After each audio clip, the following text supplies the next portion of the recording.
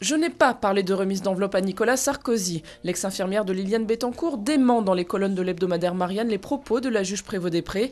La magistrate est citée dans Sarko m'a tué, l'ouvrage de 2 journalistes du Monde. Selon elle, des témoins disent avoir vu le chef de l'État recevoir de l'argent liquide chez la milliardaire avant la présidentielle de 2007. Élysée, Matignon, UMP, la majorité est vent debout contre ces accusations.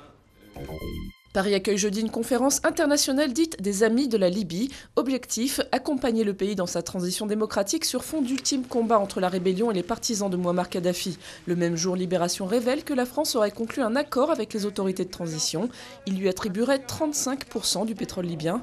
Alain Juppé, le chef de la diplomatie française, dit ne pas être au courant.